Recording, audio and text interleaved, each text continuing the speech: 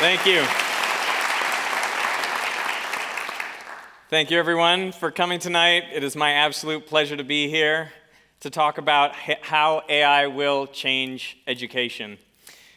I must admit, maybe first off, that I wanted to sort of shoehorn AI into this talk a little bit.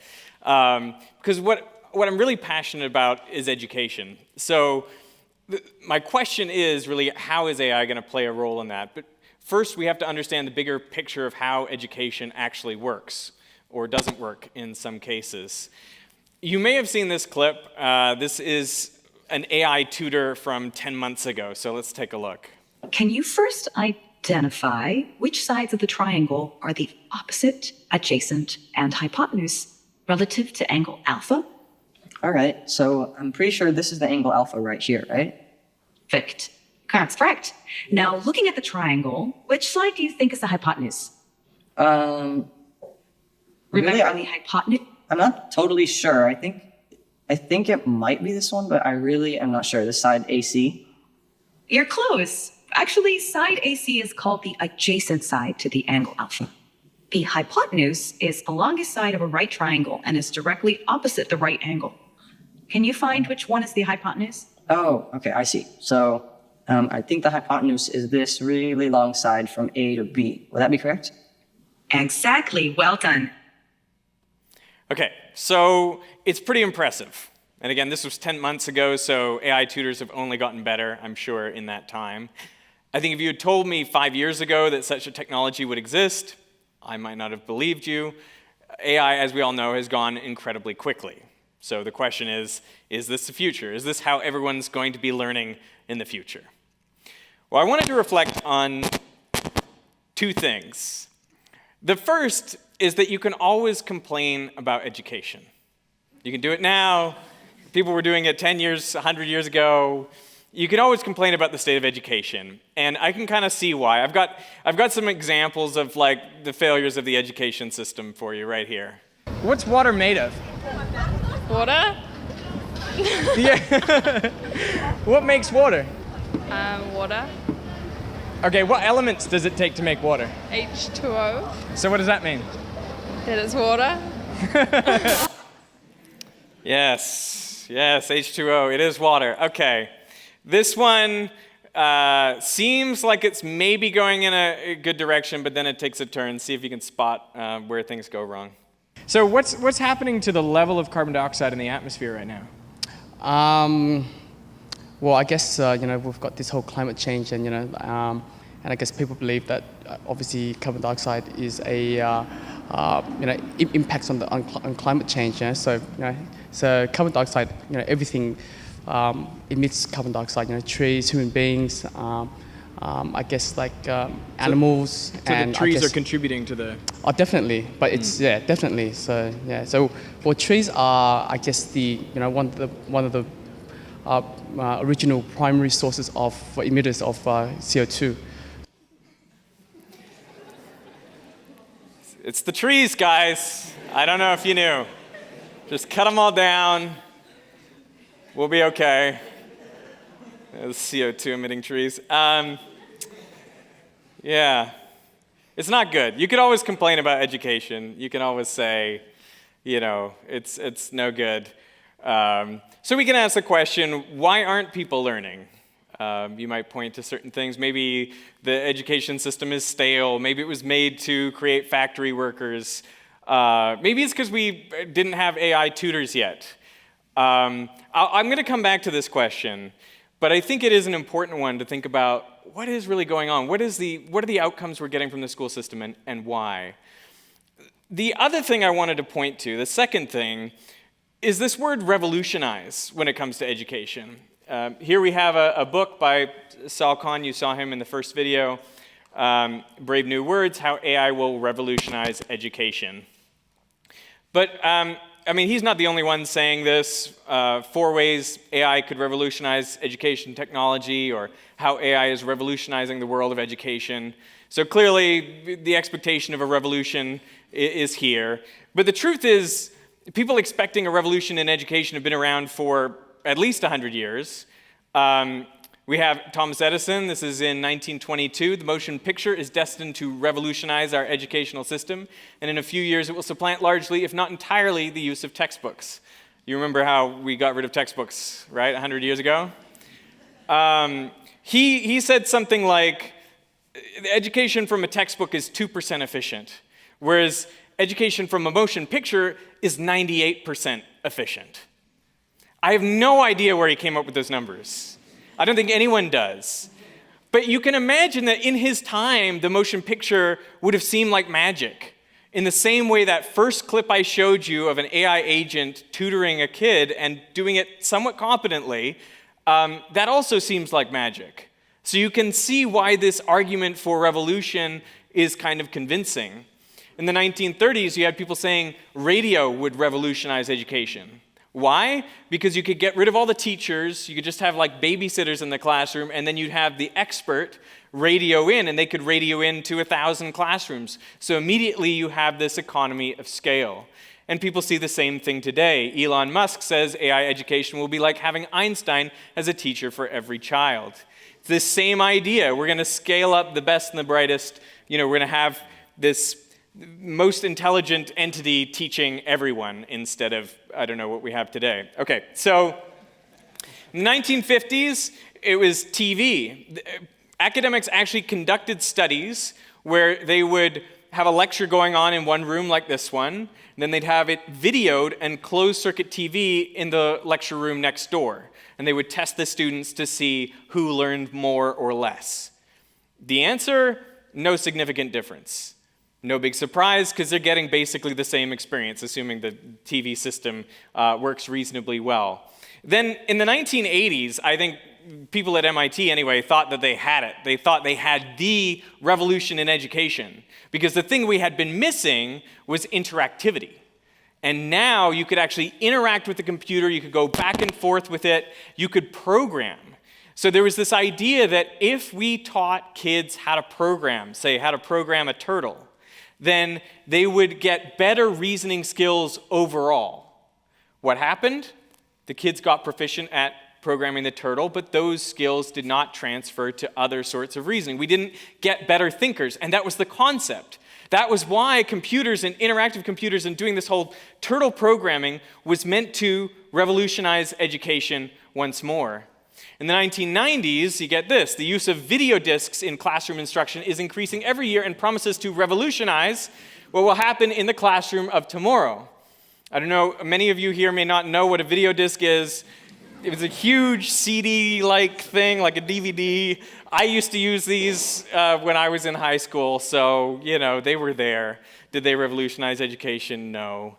There's one more I'll talk about, MOOCs, massive open online courses. About 13 years ago, this was all the rage. The big idea that can revolutionize higher education, it's the MOOC. Will MOOCs revolutionize higher education? At least they're asking a question. Revolution hits the universities. No, it's hit. The phenomenon of MOOCs revolutionizing education in the digital age. The online education revolution drifts off course. Gets sad. The MOOC revolution may not be as disruptive as some had imagined. Why MOOCs won't revolutionize higher ed? What if MOOCs revolutionize education after all? A story in 10 headlines. Anyway, I hope you take my point. People are all too excited, all too ready to put the word revolutionize next to education. This is old school, new school, it's the same school. What is going on? We shouldn't be using this word revolutionize. You keep using that word. I do not think it means what you think it means. You know it's a good talk if there's a Princess Bride reference. Okay. So why didn't these revolutions materialize, or why didn't they eventuate? You could say educational institutions, they have a lot of inertia, they're not willing to change, we're all just set in our ways. You could say it was just technological overhype. Or you could say we didn't have the capabilities of AI yet. This time is different. Or maybe it's something else. So I'm going to explore this concept a little bit.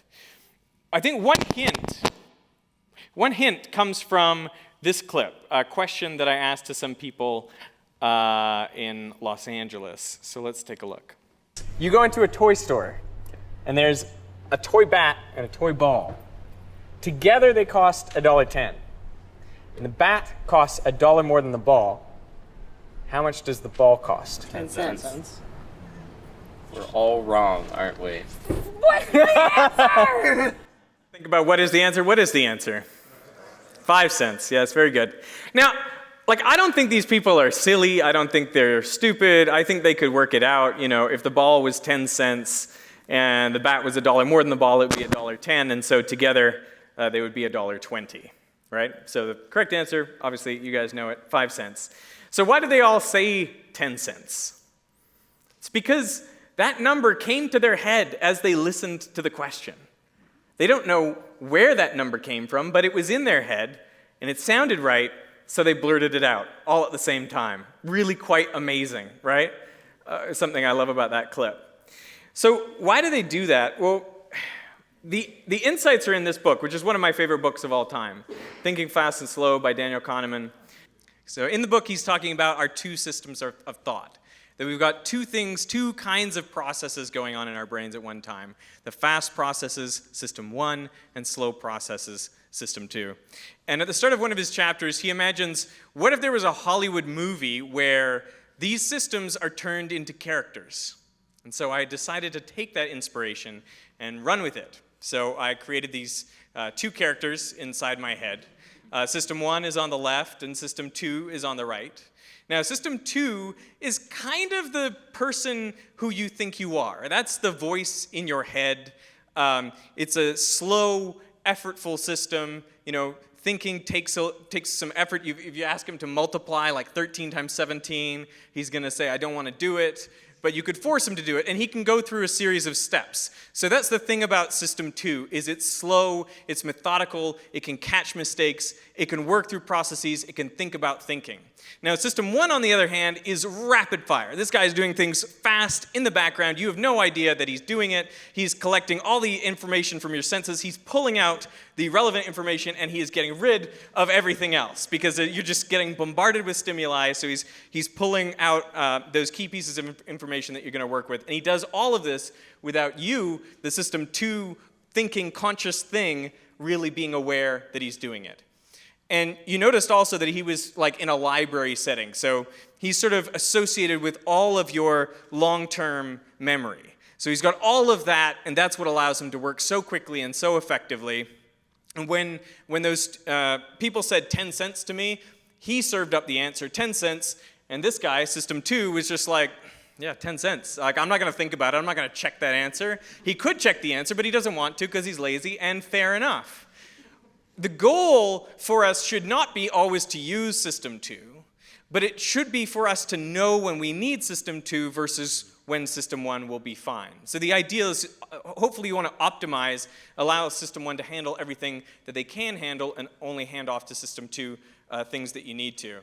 Now in my travels, I came across these 2 characters, and something that I thought about later was that they almost embody system 1 and system 2 together. So the question that I asked them was like, how long does it take for the Earth to go around the sun? Okay, so. How long does it take for the Earth to go around the sun? What do you reckon, cuz? Is it 24 hours? Obviously a day, yes. Okay. I asked the question to system 2. He was like, I don't want to, like, what do you think, you know? System 1 over here, what do you think? He's like, obviously a day. It sounds good. Yeah, a day. Sun comes up, sun goes down. Yeah. And then what did he do? He just spat it out. He didn't stop to think about it. He was like, obviously, yeah, it's a day. What was amazing about this conversation was this conversation moved on, and I had a whole set of questions that I asked them. I think at this point I was asking them, did dinosaurs live at the same time as humans or something silly like that? Anyway, that's what I was doing. And then I noticed a pause, and I was like looking at his face, and you could see that he was thinking. You could see that system 2 had snapped into action. So I just didn't interrupt, okay? Watch what happens.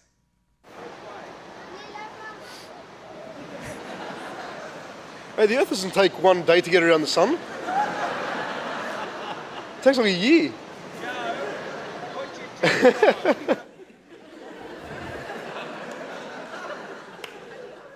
You see the shock on his face. The whole time he was just running System 1, and then at the very end it was like, whoa, hang on, wait a minute. All right. The thing about System 2 is that it is very limited. So this paper came out in '55. It's a classic. The magical number 7 plus or minus 2, the limits on our capacity for processing information. So the idea here was really that you can only handle 7 new things in your working memory that System 2 can deal with at one time, plus or minus 2. It turns out, over the years, that estimate of 7 has been revised down to about 4. And there's a test you can do to kind of assess this and figure out, okay, what is my span? How many pieces of information can I just work with at one time? So the way this test goes is I show you some numbers that you can look at briefly, and then I take them away, and what you try to do is say each number on the beat. There should be like a beat going. I don't know how we're going to do that, but you say each number, but you add 1 to it. So increment each digit by 1 after the numbers have disappeared. I think I'll do it for you so you guys don't feel weird about this. But I just wanted to demonstrate how we can show that this span is quite limited. Okay, so hopefully I get this right because I know what the numbers are. Okay, so here we go. There's some numbers. 6, 5, 0, 2, right? Okay, that wasn't too hard. You can make the task harder by, instead of adding 1, you add 3. And instead of having 4 numbers, you can go to 5 or to 6 to really push yourself and see what happens. What's amazing about this task, what's interesting about it, is that while you're doing it, while you're really activating System 2, there's physiological responses that take place. Your heart beats a bit faster, your skin gets a little sweatier, and interestingly, your pupils dilate. So when you're really thinking hard, when you're using that System 2 thinking, your pupils are actually expanding just a little bit. So I got a super macro lens and some friends, and I showed them numbers and then got them to do the add 1 task. And so we can try to see if you can spot the growing in the pupil of this eye while he's doing the task. Here we go. 4, 3, 9, 7, 2. Okay. There it goes a little bit. 5, 4, 0, Yeah. 8, 3.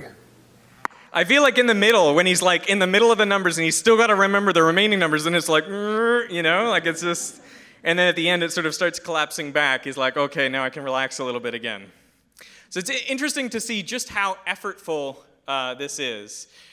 This measure is known as cognitive load, or another way of thinking of how much mental effort you are investing in something. And we can break down how the cognitive load is being expended into 3 categories. So there's intrinsic cognitive load, which is just the amount of cognitive load you need for a particular task. So in that case, you know, if I'm giving you 6 numbers, it's going to require a large intrinsic cognitive load. Or sometimes when we're doing something in physics, even something simple like F equals ma, which to, you know, physicists and stuff kind of is not that hard, but for a new student, each of those things is new and sophisticated. It's a complex concept. And so, in fact, even that, just teaching that has a large intrinsic cognitive load. There's also things that are totally extraneous. These could be things like, I don't know, maybe there's someone chewing next to you or your seat's uncomfortable. There's just distractions and things around you that are taking away from your ability to focus. So extraneous cognitive load is not great. And then finally, we have germane cognitive load, which is, can you actually use your attention, use System 2 to do some maybe thinking about thinking, like observing kind of what you're going through as you're thinking through a problem, or noticing things that might be helpful patterns for you to use later. So germane load is great if you can get it. Now, when it comes to, this is another really classic study. Because one question you might have is, if we have such a limited system 2, how do we accomplish anything? And if you go back several decades, people were wondering, what makes a chess master a chess master? Do they have really high IQ? Do they have great spatial reasoning? Do they have a really large working memory span, which is the kind of thing that we've been looking at? What makes them unique? And these researchers got together and they did a study where they showed some different level chess players, from beginner, intermediate, and grandmaster. I don't know if they were grandmaster, maybe just a master, but someone who's very experienced in chess. They showed these different people a chessboard like this that was basically stopped in the middle of a game. Okay? They showed them this chessboard for 5 seconds. They had it in front of them, chessboard's there. And then they covered up the chessboard, and they had another blank chessboard beside it. And they said to these chess players, okay, you've seen it for 5 seconds. Now put the pieces on the board exactly as they were in that chessboard that you just observed. When you ask novices to do this, they've only seen it for 5 seconds. When you ask the novice to do this, they will get about 4 pieces correct after looking at the board just once. In further iterations of the study, they were allowed to look at it for another 5 seconds and then put some more down. And so they were sort of counting up how many it took. But just on the first glance, a beginner could do 4 pieces. The grandmaster could do 16 pieces after one glance, after just 5 seconds of looking at it.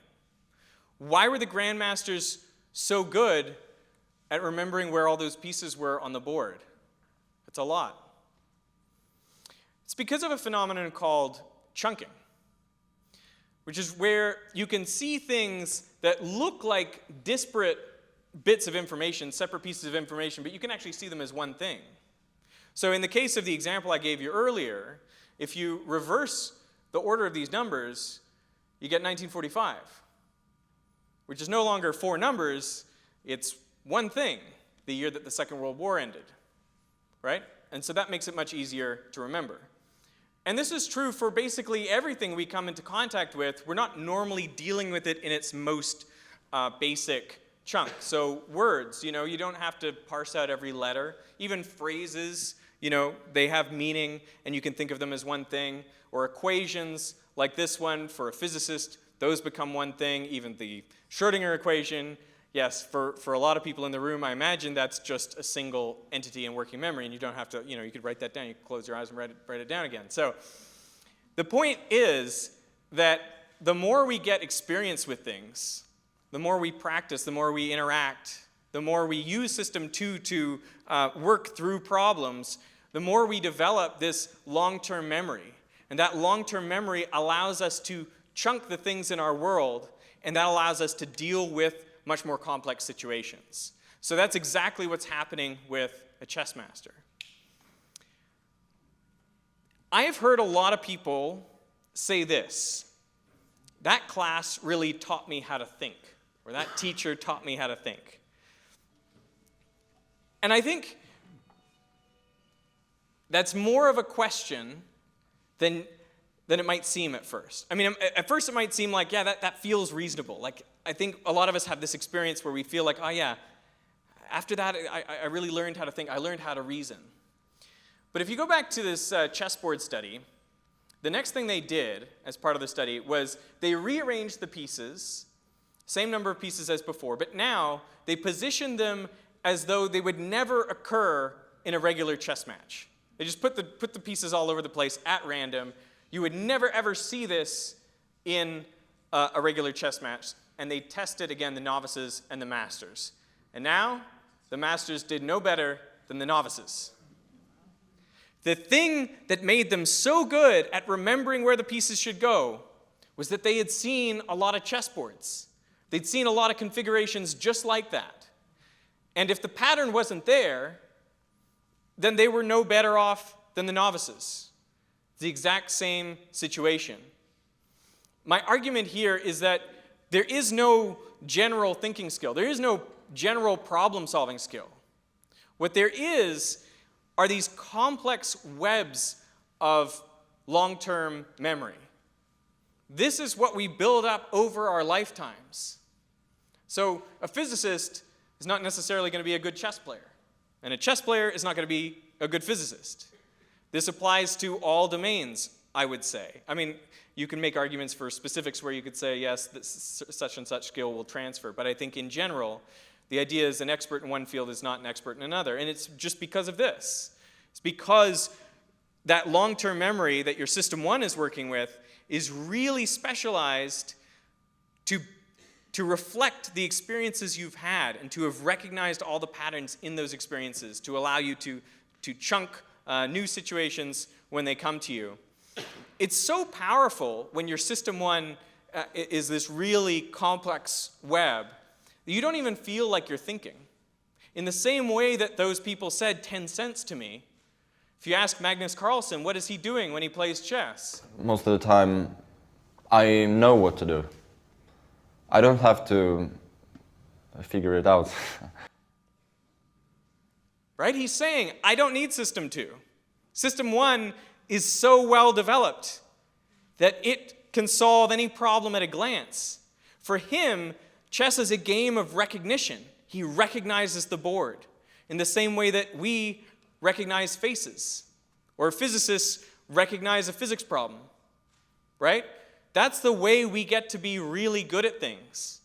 So really what we want to be doing in education is using System 2's resources very carefully and repeatedly such that we store information in long-term memory to allow our System 1 to do things that effectively feel automatic. So what are the implications of this for education? The first one is that we should eliminate extraneous cognitive load, which is fairly obvious. So you should have a comfortable seat, you should be able to see the board, everything should be legible, the sound from my microphone should be pristine and pure. I shouldn't have an accent. If I have an accent, it makes it harder for you. That's extraneous, just trying to think, what was that word? Stuff like that. Having subtitles sometimes helps. My wife loves to watch all TV shows with subtitles. So now that's what I do too. And yeah.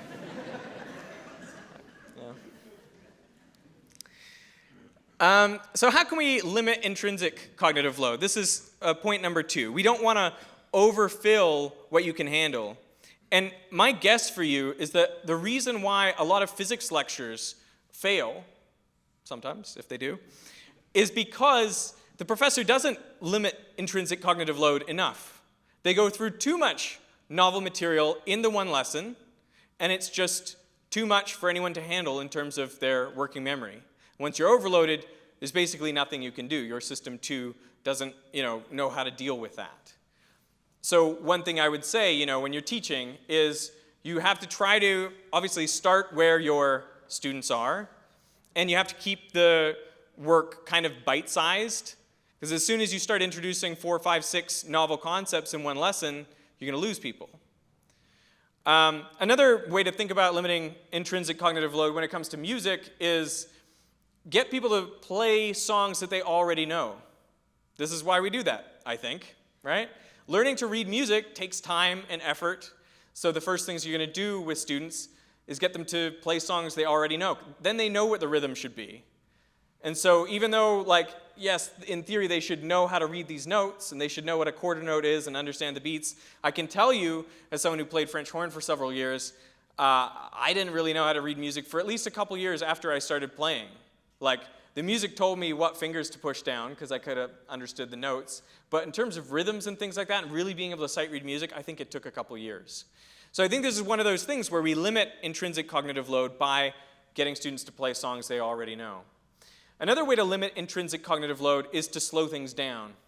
So anyone who's practicing music, for example, like this harpist, who's a friend of mine, she describes her practice like this.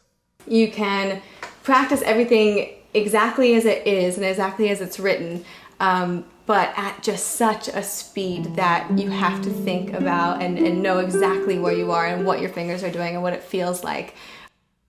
So she's really talking about using System 2 there, very slowly, deliberately, effortfully, thinking through every little thing that she's doing in those moments. And then once she does that enough times, enough repetitions of this, you get something that looks like this.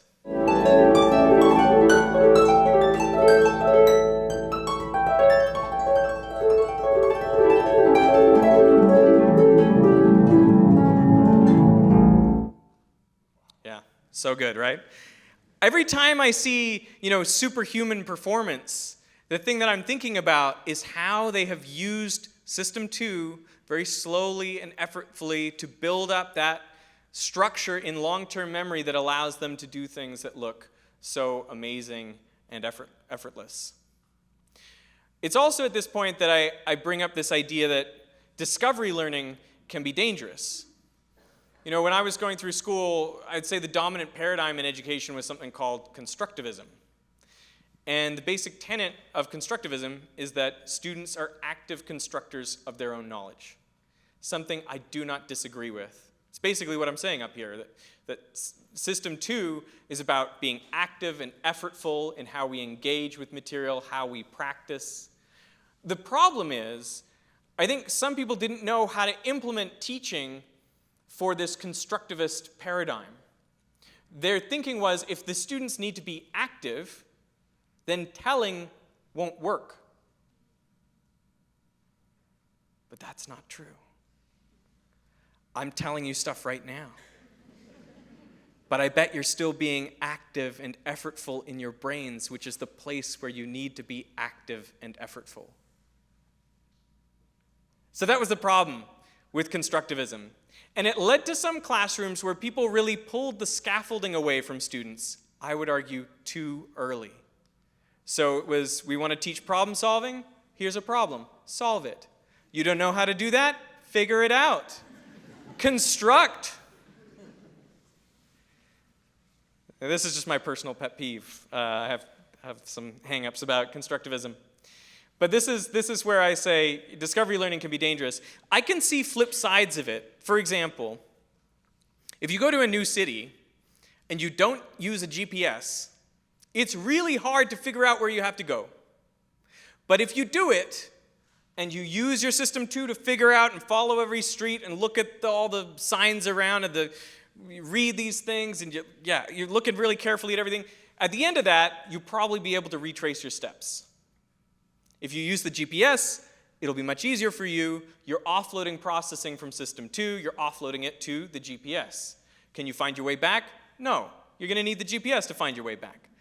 I think there has to be some balance in education between the kind of GPS guidance and the internal guidance. Ideally, I would love to see like a gradual phasing out of the support to allow the person to figure out the directions on their own. This has been, I think, well backed up in research of things like the worked example effect. And this is even a further idea of sort of fading out the assistance as you go. But the idea of like first giving someone, hey, here's a problem, and here's how you solve it. Here's a problem, but it's not quite at the end. Here's a problem partially done, and here's one for you to do from start to finish. Right? But it is this idea of like, I'm going to reduce your intrinsic cognitive load. I'm not just going to give you this problem at the end and say, figure it out. I'm going to give you this scaffolding because I know that what your working memory is very limited. That System 2 has very limited resources, and I'm not going to tax them with you trying to think about all sorts of things at the same time. I'm going to give you this assistance. So to me, this is the scaffolding that helps System 1 move through and learn new problems. I think, again, this is kind of a problem we have in complex domains like physics, where to the physics professor, everything's perfectly clear because their System 1 is so fully developed. But to a student, it's not. So this is the expert-novice divide. The professor can't see with the student eyes what that problem looks like, right? Only the student can see it that way. Okay, so what else do we need to do in education? We need to repeat that effortful practice until we achieve mastery. Why is mastery so important? Because when you show a skill with mastery, that means it's now a System 1 domain.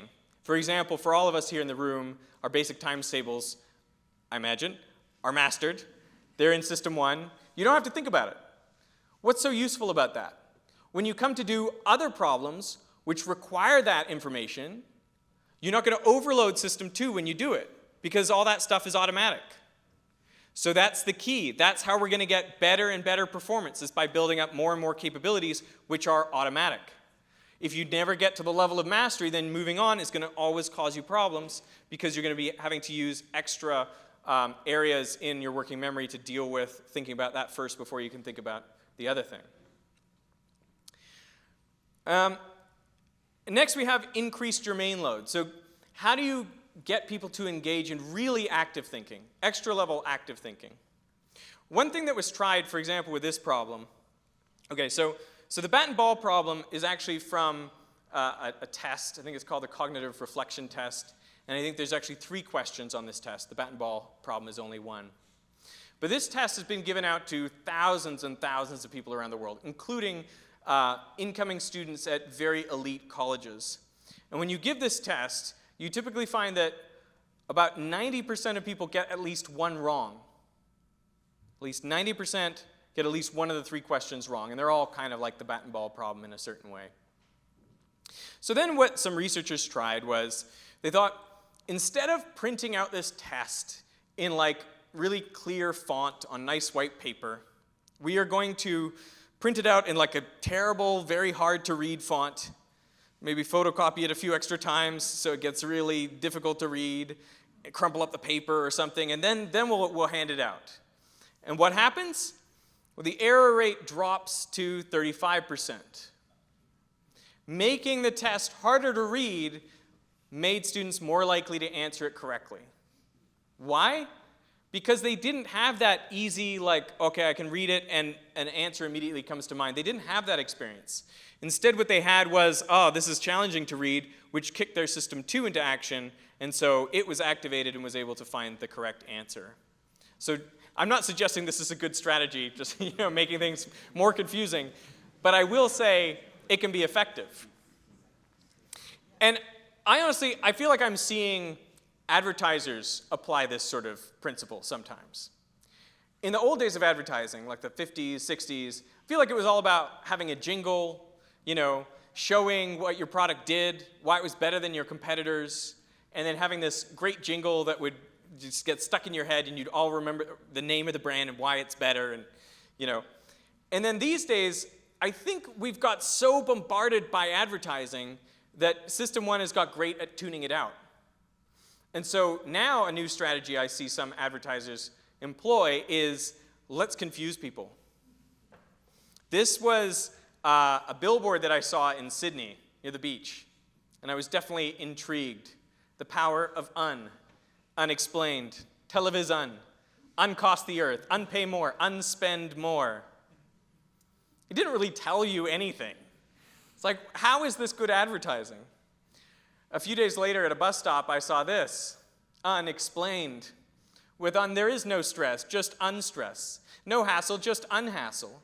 With you can undo what you did. You can undrive through the car wash with the window down, or unbreak dance in front of your teenage son and his mates, or unflood the downstairs laundry that now doubles as the pool room. Makes life relaxing and unreal. Your life. Be happy and live for now. Don't worry, unworry. What is this an ad for? Insurance. Yes, this is an insurance ad. But how lame are insurance ads? And this is pretty great. So they really got me. So what role is AI going to play if you believe in this picture of education that I've painted? I think the positive role that I see for AI is that it can provide timely feedback. And that's essential. When you are learning any skill, you're going to go through the repeated rounds of practice, and you're going to need immediate feedback in order to learn. When you're playing the harp, if you miss a note, you know immediately. That's great immediate feedback. If you're practicing tennis and your shot's in or out, you probably know, if it hits the net or goes over, you know right away. So these are really helpful in terms of training your brain. There are some different industries and some different professions where people seem like experts, but they're actually not. Stock pickers is one example, because you may get some feedback that maybe this was a good decision or a bad decision. But honestly, the stock market is, at least in the short term, incredibly random. And so that feedback is never very informative for what you should do the next time. This has also been shown with political pundits. and some economists, anyone who's looking to predict these future trends which are much less reliable in terms of the validity of the environment. So one thing I see AI doing is providing this timely feedback, which will really help, as we saw in the first case with Saul Khan and his son. But the thing that I'm really worried about is how AI has this opportunity to reduce effortful practice. I have 4 kids who are 8, 6, 4, and 0.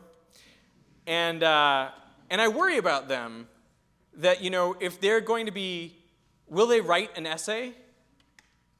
Will they write 100 essays?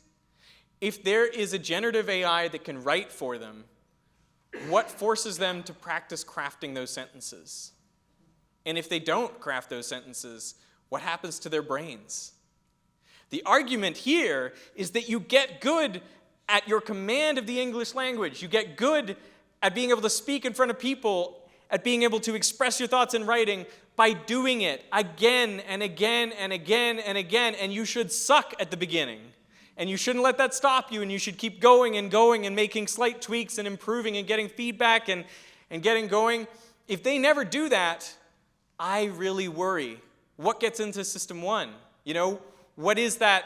Do they have an amazing network of connected knowledge that they can draw on? Do they have things that are automated? I fear that they won't. How do we force people to have to do that painful, effortful work when there's a magic machine that'll do it for you? That's a big concern. What about drawing? If you can just ask it to make a picture of whatever you like. The bat and the ball was AI, by the way. I can't draw. So, but again, what will happen to people's artistic abilities? So this is, I think, my biggest concern, is if it prevents us from going through this painful, effortful process, which is the core process of learning, using your limited System 2 resources to engage with things and practice again and again and again, even when it's hard, even when it doesn't feel good, even when you're not great at it. That is my big concern. I want to come back to these 2 big questions. Why aren't people learning, and why haven't the education revolutions materialized? To the first question, I want to be a little bit more generous to the people we saw at the beginning of this talk. Our brains are designed to help us be effective in this world, which means finding food and shelter, finding a mate, integrating socially so that we're not ostracized, being able just to hang out and have fun. All of those things are what we should be doing. And maybe it shouldn't be such a surprise that people don't know what elements it takes to make water, or even that CO2 could pose an existential threat. I know everyone in this room will agree, that's important. We should all know that, and we should figure out how to work with that. I guess what I'm saying is I think it's understandable that a lot of people don't focus on that, don't know that, don't think about it. It's not part of the world that they exist in, just because they're so busy with social media and Instagram or whatever, because that's about connecting with other people. So I want to be a little bit generous there. And when it comes to this question of why haven't education revolutions materialized with film and TV and radio and computers and MOOCs and now AI, part of me wants to say, I think we might have already found the best thing. Being in a room with other people, other learners, a teacher, and some time to talk. Education it's a social activity. People care about other people. I think that the tech hype comes from a place of believing that the problem of education is not being able to get the information to the student. That's not the problem. It's not the problem now, and it wasn't the problem 100 years ago.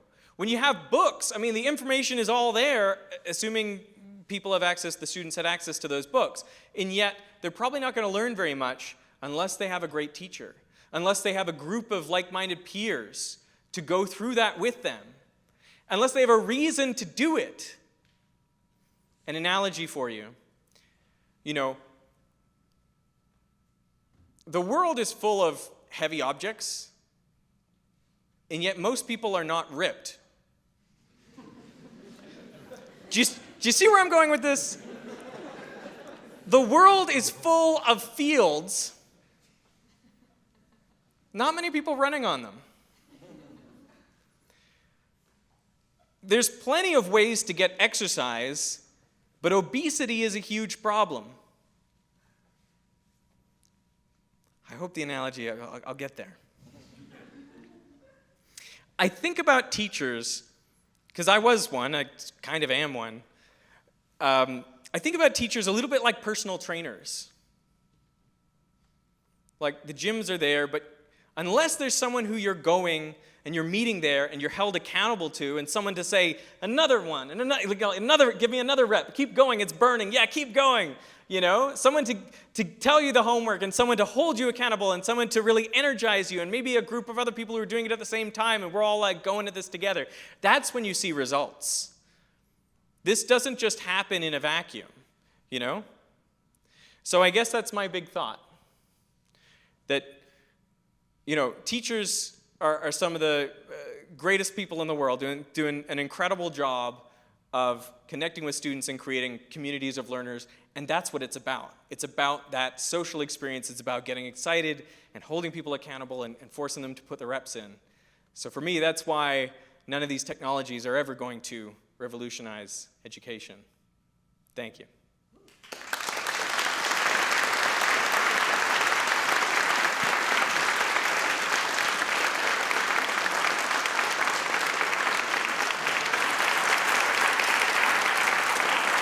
Great talk. All right, thank you, Derek. That was a fantastic talk. All right, so now we have some time for questions. So for those in the theater who would like to ask a question for the speaker, we have a microphone set up there on the stairs, so please make your way there if you have a question. We particularly encourage young members of the audience who have a question to feel free to come up and ask. And just a reminder for anyone and all folks either online or who are in the theater asking a question, please keep your question short and sweet to give us enough time to answer everyone's questions. So, all right, we'll start with you. Go ahead. Hi, Derek. Thank you for coming today.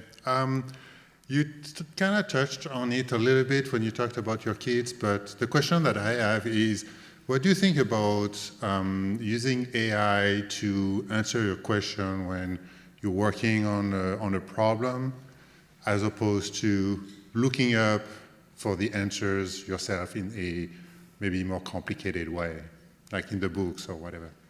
Like in a which, sorry? In the books. In the books. I think that as long as the AI is sound, and a lot of it is reasonably sound at this point, right? Then I would say I don't think there's a difference, really.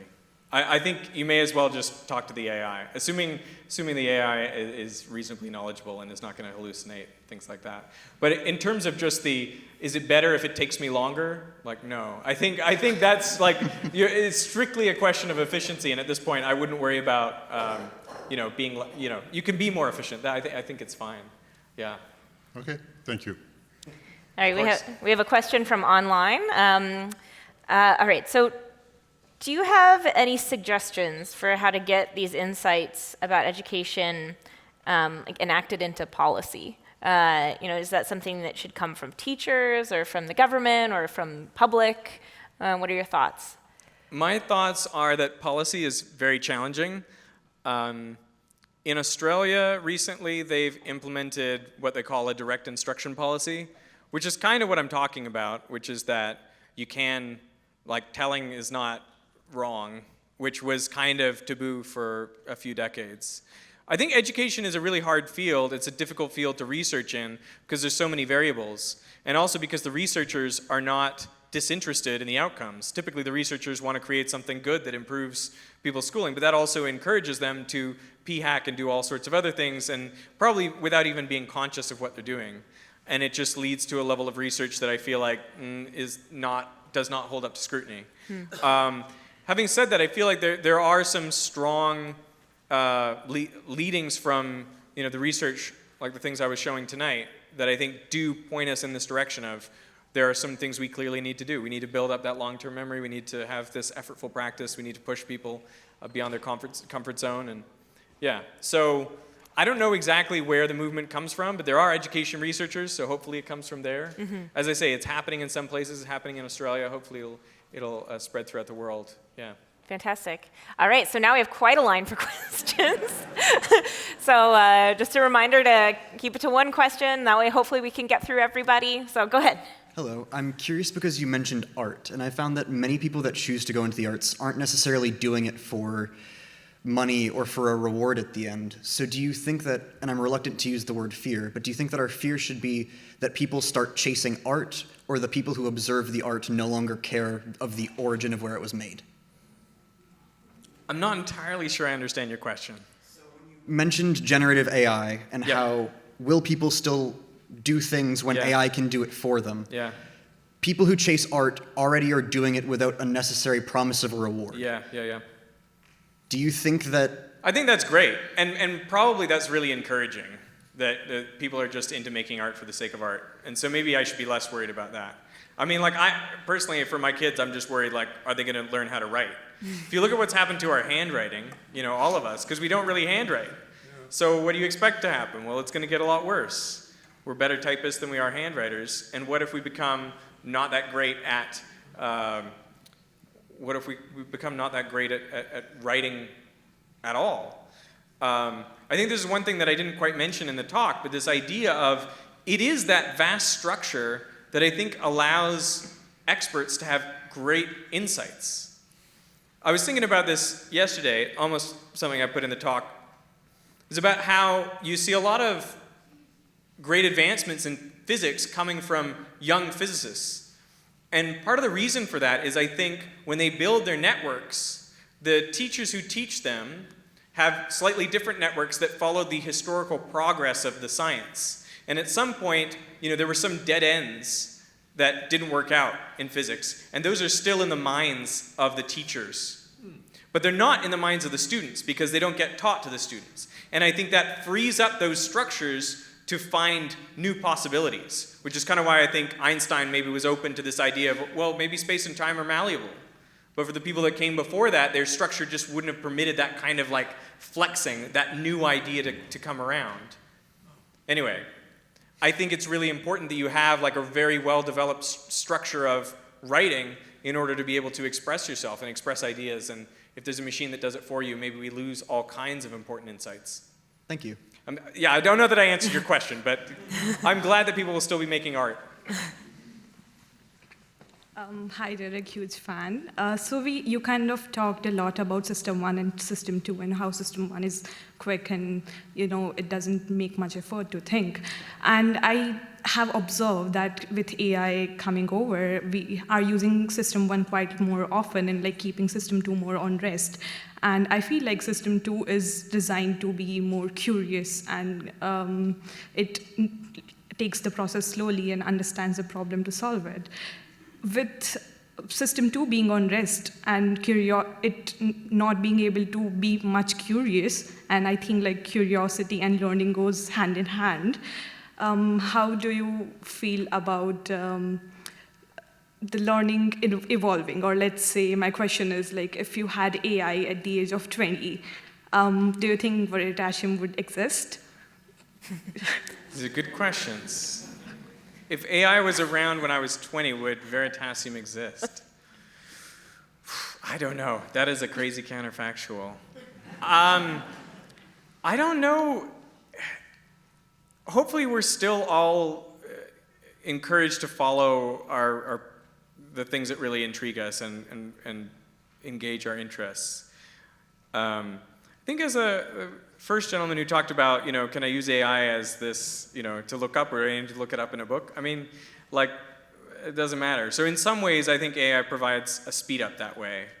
And even these days, like, I haven't really explored that area very much in terms of the things I create, but I'm intrigued to think about what could I create in future using AI. And maybe it's possible that I can create some things that are really incredible and powerful. I don't know, I feel like AI just, it's tainted a little bit because there's so much like AI slop out there. But I try to imagine a world in which you have like really high quality AI and maybe it's amazing. So I don't know is the short answer to your question, but okay. I will experiment and maybe you'll see some Veritasium that sort of like has AI in it and you can tell me whether you think it's better or worse. I look forward to that. Okay. Yeah. All right, so everyone who's in line for questions, stay there. But I think like we'll get through this line and then we'll move to the atrium. So go ahead. Hi, I was wondering how you'd like solve the problem of scaling, because like you mentioned the best way for teaching would be like establishing a personal connection, right? Like that's easy to do when I'm teaching like 10 people. But if I scale that up to 100, it's harder for me to build a personal connection with 100 people and like, having them be accountable and, be encouraging to like each one of them individually. So like how would you like approach that problem? And I think that's somewhere like where AI can be helpful. Yeah. Or how do you scale a personal trainer? How do you scale a plumber? How do you scale an electrician? You don't. You just have lots of them. And I think that's the answer. I think that's the solution. Okay. I just think people are always going to complain about education. People are always going to be like, they don't know anything. Whatever. I mean, I feel like it might be close to the optimal, you know what I mean? And that's why it's so hard. I am more optimistic about us disrupting, say, healthcare in the US than I am about us disrupting education. It's so hard. I don't know. Right, I guess that just comes down to like resource management, I guess, because can't have enough teachers. Yeah. I mean, we do have enough teachers in a way. And the goal should always be to get more of them and to make them better. And I think like that's a system problem, but like we can do that. I think that's probably the way to go. Okay, thank you. Yeah. Hi, Derek. Earlier you touched on the way that people learn, like an effective way that people learn in the classroom, where it's like you have a framework and you slowly take away like line by line of the equation. Kind of within this context, how do you think, or where do you think the place of AI would be, like within this this way of learning, if at all? Yeah, it's a great question. I think, AI can offer lots of scaffolding. You can like say, hey, can I get a hint? So there's a remarkable capability for it to sort of fill all kinds of gaps in learning. Or like you could say to the AI, hey, I need to learn about this period of Canadian history. Ask me 50 questions about this. Like, what a great tool to be able to have if you can use it effectively, right? So all of those ways that you can use it as an educational aid, I think, will be great. I think the place where it won't be great is where it allows you to do the work without doing the work. And it's that work which is essential for learning. So, like, that's my big concern. Yeah. Thank you. Just gonna say, the unadvertisement, I still think it's one of the most effective ones. I've never forgotten it. Yeah. But my question was, it's like with the onset of like chatbots and things, it's become like so easy to get like assignments like just done without work, right? But it's like I've personally never used them because it's like I feel like it's against my pride to like But I mean, other people like in post-secondary, right? It's like people just, it's like, they're like, oh yeah, no, I use like Replit, and it's like, well, I mean, but it's like, do you think it would be like better to just like outright like remove it from like the early stages of education and for only to come back for like when you're like older, when you've like developed your effectiveness at work and stuff? I absolutely think there's going to have to be some of that. I think it's a little bit like, when I was at school, we had TI-82 calculators, maybe TI-83s. Yeah.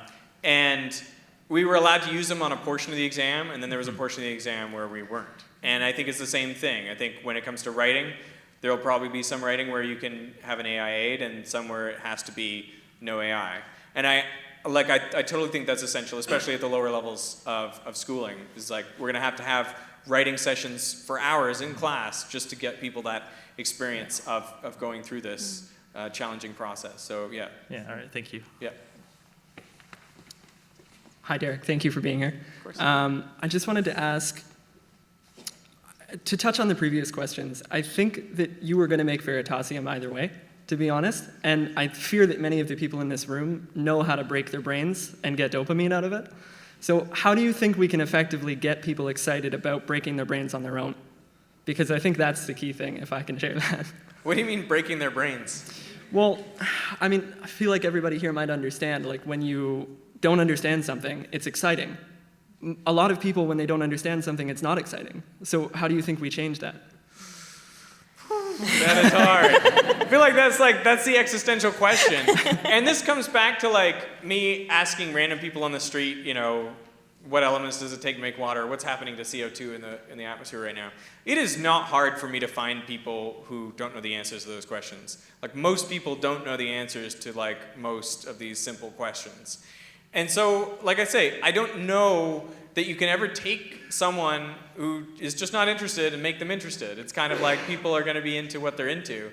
And this is where I just have like compassion for, like we're kind of not, as a species, we're not evolved to seek out theoretical physics. And yet a small, tiny minority of us do, but then we shouldn't look around at everyone else and be like, what are you guys doing? Like, look how awesome this is, you know? Like, I get it for this room, but like, I don't get it for the public, you know? So, I don't know. That's my thought. Like, maybe there isn't a way. Tough question. Yeah, it is. It's a tough one. Thank you. Sorry, she wanted me to go first, so I'll do one first. So you've migrated from like short form video to like longer form, and so my question is, is there a sweet spot where you get content overload? You know how you're saying like there's only so much content you can pack into like a lesson, for example. yeah. So I teach, so I'm just curious, like, is there like a minute or like a content? Like I love how deep you're able to go to stuff, but I was just curious if there's like, do you have to think about content overload when you're doing videos? I mean, maybe sometimes we do overload people with stuff, honestly. Like, YouTube has algorithmically pushed us, I don't know if it's apparent or not, but YouTube has algorithmically pushed us toward longer videos. So in the early days, the videos were 3 minutes, 2-3 minutes, and now they're 30. And why? Because if we make a good 30-minute video, it gets shown a lot more. And that's just the name of the game. So I know that sometimes as we approach sort of 15 minutes into a video, 20 minutes into video, and we'll start putting integrals and derivatives and stuff into the video, and I'll recognize that like at this point we may be losing some people and maybe this is too much. But then it's there for the people who want to keep watching. And I feel like if you've watched 20 minutes, why not 25, you know? Like, let's keep going. So I don't know. This is also like kind of a business question for us, which is that like, what do you put in the first minute? That's pretty essential. You don't want to, start with crazy math. What do you put in the first 5 minutes? You know, if the writer that I'm working with comes to me and says, yeah, I want to go through this whole derivation in minute 25, I'm like, let's do it, you know? By that point, the only people around are still the true believers. Or another thing that's great about video is if someone is feeling like they don't get it, they can always go back, rewatch, they could pause it, they could go take out a textbook, they could write some things down. So hopefully the videos are still, can be effective for a certain population. But I do recognize that we may lose people sometimes and later on. Yeah. Thank you. What's your favorite video you've ever made in your life? It's such a hard question. I do feel like every video is like one of my children. Like it's very, very hard to love some more than others. The one that's done the best for us is on Gödel's incompleteness theorem. So I wonder if I would say that one. Also, there's the shade balls one on the reservoir. Have you seen the shade balls one? Yeah, I was going to say the radioactivity one is my go-to favorite. Which one? Radioactivity, like the most radioactive places on Earth. Most It's an radioactive oldie places but on Earth. goodie. Yeah, an oldie but a goodie. Yeah. There's one that I really like, which is about, it's only like 4 minutes long, but it's about the most common cognitive bias out there. And I just feel like it does such a good job of hitting on what science is all about without really talking about it in a sort of boring methodological way. Like it's a really concrete way to think about it. So I was excited by that video. Yeah. Thank you. So if you find that in-person education succeeds because people are forced to engage with the content, they're forced to put a conscious effort in, why do you find that online edutainment succeeds when people can check out so easily? Yeah. So I kind of think maybe they're doing different things. Like if I was your teacher or lecturer, then there would be stuff to slog through as well as stuff to enjoy. I think being an online educator, I get to just pick some highlights and make some exciting stuff that hopefully energizes people, shows them what's possible. I feel like my job is sort of a combination of educator, but also magician, also, you know, comedian or something. Not that I'm particularly funny, but, you know, I think it's all those things. So I think there's a place for that, and then there's a separate place for, like, now you have to sit down and practice, and that can be, you know, more tedious. So yeah, hopefully one leads to the other, at least in some cases. Yeah. So do you find that people tend to like self-select for edutainment? 100%, yeah. I mean, one of the reasons we could do what we do is because we aggregate from across the world. If I was ever on just a broadcast channel somewhere, like, you know, the CBC here or ABC in Australia, like, I could never go into the depth. As soon as I would put down a derivative on screen or something, they'd be like, no, you cannot. No, don't do that. Let's do an analogy to, like, skiing or something. You know, you just lose all the rigor. So it's the thing I'm so grateful for is the internet came along at a time when I wanted to do that, and there was people across the world who were hungry for it. So I just feel so incredibly lucky to be able to do this and go into depth and, yeah, reach a lot of people with it. Thank you. Thank you.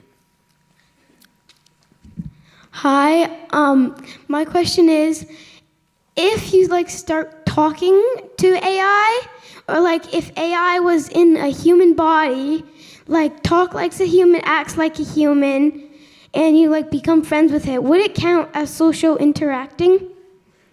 I think that is an amazing question. That's a really amazing good question. Let me say this, that one of the best ways to learn that's been shown has been if you have like a one-on-one tutor.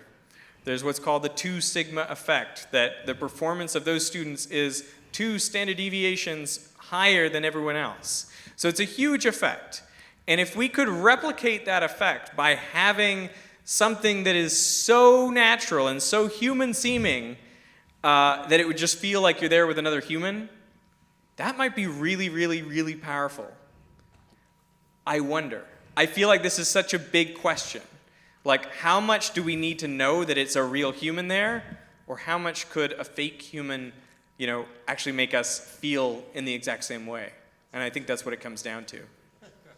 But that's such an amazing question. Thank you. Thanks. All right.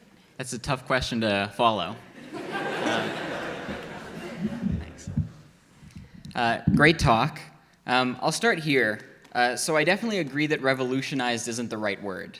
But I do think that all of those technologies have changed education in some way, right? So like for me personally, I know that the accessibility that was gained by, you know, so much content being on the internet has completely changed like my educational journey. So my question is, if revolutionized isn't the right word, what would you say is? Yeah. I feel like a lot of technology just becomes a tool. You know, I think of them as tools. I just think the contrast is so weird. When you think about how has the internet changed our lives, it's really profoundly changed our lives. And like, it's touched on education, but and yes, like independent learning journeys and so on, yes, the internet's huge for that. But in terms of like, what has it done in the classroom? What's it done to, you know, pedagogy, curriculum, all that sort of stuff, taking people up? I don't think it's done that much. And I just think it's so remarkable when I think about the way all these technologies really have revolutionized things, like smartphones, right? Again, totally changed our lives. Now we're all on social media and we're all depressed. But like, you know, it's done that. It's had a huge impact. So yeah, I just come back to like what happens in education. Well, it just seems like these things become tools in the hands of educators. They're tools to be used and exploited and so on. So I mean, that's the word that comes to mind for me. Yeah. Thank you. Of course. Here, Beth, stand here. Stand up. Stand up here. There we go. There we go. If we didn't completely remove AI from education, what tools do you think we would add, and what tools do you think we would remove? If we didn't completely remove, or if we did or didn't? Didn't. If we don't completely remove AI from education, what kind of tools are we going to add, and what are we going to take away? Yeah. I don't know if I fully grasp it. But maybe what parts of AI would you keep in the classroom? Oh, yeah. I mean, for me, the big role of AI is that kind of like drill and practice type stuff, really getting people to do the reps, giving immediate feedback with whatever someone's working on. I think there can be some powerful use cases. Yeah, the real risky use case is the one where people use it to do their work for them, which is, I think, the one where it's being used most, unfortunately. So that's the one that's concerning. Yeah, that's the one we got to get rid of. Thank you. Good Thank question. All right, last question from the audience. I'm very short, so you can keep it like this. Thank you for your wonderful talk. My question was hinted at prior, and I'd just like to make it a little bit more precise. So I'm a grader for this quantum mechanics course, and I graded my students' midterms recently, and the performance was extremely poor. It was abysmal. And this in no way was indicated by their performance on assignments. And of course, I think it's very reasonable to conjecture that this is due to the advent of ChatGPT. Students can just copy the solutions from ChatGPT, right? Whereas on the midterm, they don't have that access. And so I think it's very reasonable to argue, oh, perhaps we should change the evaluation methods for classes to be more exam-heavy, less assignment-heavy, but at the same time, you can argue that exams aren't the best methods of evaluation either due to performance anxiety and all these other things. So I'm wondering, what do you think is a preferred rubric or evaluation method for courses nowadays with the advent of AI? Yeah. I mean, the first thing that came to mind is maybe the way that assignments are done now shouldn't be the way they're done in future. Mm-hmm. Like maybe assignments need to be done in the same way that midterms are done to, remove that that risk. Because I really worry that, that is how you build that long-term memory, that huge structure. That's what we're after. And if we're not building that, then by the time you get to a midterm or the final, it's too late. The practice has to come in the lesson. I can tell you that when I was lecturing first year physics at UTS, University of Technology in Sydney, I had stacks of cards at the front of my lecture that said in huge letters A and B on one and C and D on the other. And I would force the students to come and get these cards at the beginning of every lecture. It was a 400-seat lecture theater. And then as I would go through, I would ask a question maybe once a minute or once every 2 minutes, and they'd have to hold up these cards. And that's really helpful for me as a lecturer to make sure that they are where I think they are. It's also really helpful for them in that it keeps System 2 engaged. It keeps them having to make that decision every few minutes, which stops them from, for example, falling asleep, which deactivates both System 1 and 2. But it's also really easy to tune out. And then, that's also not helping. So the whole point of getting this back and forth, even in a large lecture theater, just with these cards, was my attempt at making this interaction and getting people to be thinking all the time, being really mentally active. So I'd say we have to do the same thing with this work that they're doing with the assignments. It has to be done. We got to find some way to make an AI isolation booth or something. Can I just say one more thing? So I think though when you get into higher education, especially in physics, the higher up you are, the longer it takes to complete a question. For instance, on a 3-hour exam, there are probably only 3 questions because it takes an hour to do each. And so reconciling that in a university setting is much more difficult because you can't just complete a question within the span of a few minutes and then give an answer, right? So could you comment on that? It's a really good point. I just don't see any way of getting away from the idea of there's going to have to be assessments at some point. Yeah. It could be the midterms and the finals, and if people are failing those because they're not doing the assignments properly, it's just something that people have got to come to terms with. And I know that sucks from a structural and logistic perspective, but there's no other way. If you're not learning the material, you're not it's just the way it is. I thought that I was an amazing lecturer for my time, and I also thought that I gave very fair and very reasonable questions. And on the midterms, my students were scoring 40%. So, on average. I feel that pain. Yeah. Yes. It's excruciating. So.